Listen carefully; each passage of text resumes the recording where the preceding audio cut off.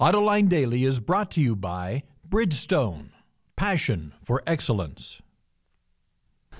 Here are today's top headlines. Ford gets stuck with another big recall, Tesla starts making house calls, and Vauxhall will keep a couple plants open. Up next, we'll be back with the news behind the headlines.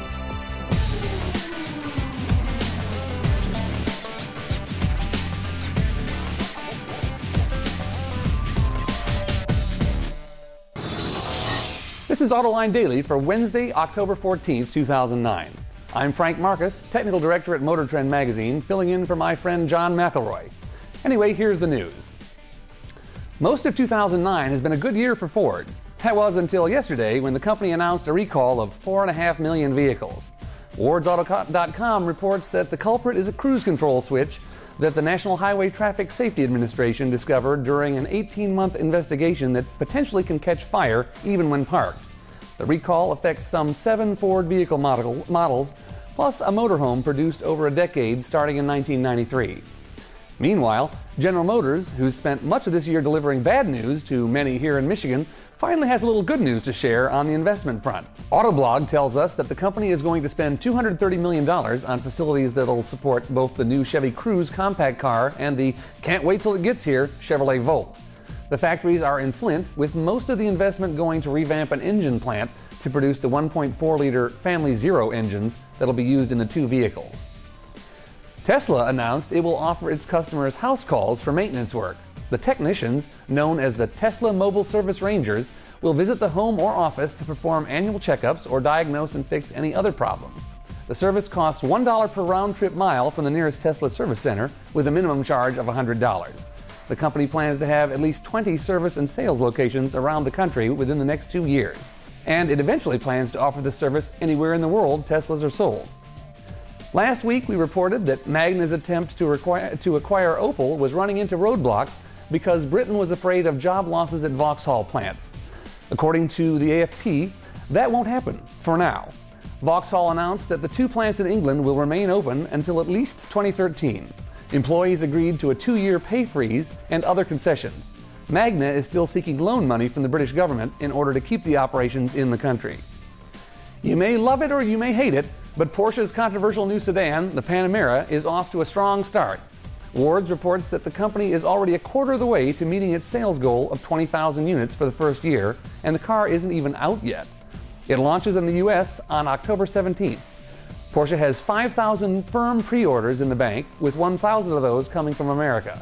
The company expects the U.S. to account for 20 to 30% of total sales. Apple's iPhone is the hot gadget to have. Besides a slick interface, it offers tens of thousands of applications.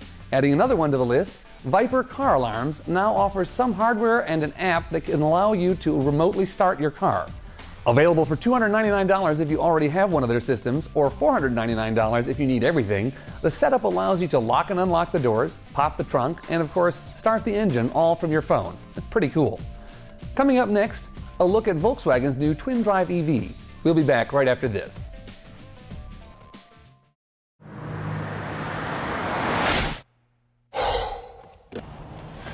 Changing tires out here could be dangerous, but with these tires, I don't need to worry. Bridgestone. Last week, I visited Germany and had a chance to sample a new plug-in hybrid from Volkswagen called the Golf TwinDrive. Chevy's Volt has hogged the plug-in spotlight of late, and like that car, the TwinDrive will use electricity stored in a lithium-ion battery pack to drive the car for 30 miles, after which an engine spinning a generator turns on to keep the car running. But the People's plug-in varies from the Volt in some very meaningful ways. First, the combustion engine is a 1.5-liter diesel. That raises serious questions about cost, but a 1.4-liter TSI gas engine is also engineered for the system. The biggest difference is that, unlike the Volt, at certain speeds above 30 miles per hour, the TwinDrive's combustion engine can drive the wheels directly, which VW says provides more efficient propulsion. There's no multi-speed transmission, so this only works under certain speed load conditions. Drive is purely electric the rest of the time. Another unique feature is the ability to tell the car how far you plan to drive before plugging in again, and how far you may need to drive in pure EV mode at the end of a journey, for maneuvering through a zero-emission city center, for example. That way, the controller can devise a combustion electric operating strategy that utilizes as much of the available battery capacity as possible before returning to the charger. TwinDrive is designed for either front drive using an 85 kilowatt motor or all-wheel drive operation using three 30 kilowatt motors, one in front and one at each rear wheel. Either setup is said to perform on par with a base gasoline Golf. A fleet of 20 TwinDrive Golfs is on test in Germany now, and while no official date has been announced for production, the level of investment suggests Volkswagen is serious about offering a people's plug-in. Just don't expect it to undercut the Volt by much in price, even with a gas engine. And that about does it for today's top news in the global automotive industry. But don't forget to tune in to Autoline After Hours tomorrow night at 7 p.m. Eastern Time. John will still be out of town, but Mr. Peter DiLorenzo will be in the captain's chair, and I'll be making my big debut on the show. Also joining us are Jim Hall of 2953 Analytics and Rod Maloney of WDIV Channel 4 News, Detroit. Anyway, I'm Frank Marcus, Technical Director at Motor Trend. Thanks for watching.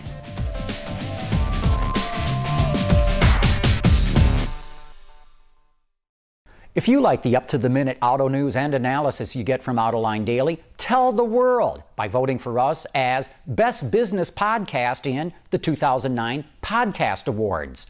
Just go to www.podcastawards.com and enter Autoline Daily in the business category.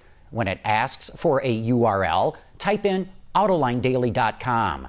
The voting period is only open for a few short days, so go to podcastawards.com and vote now. Every voice counts, and we'd appreciate your help. Thank you for your support.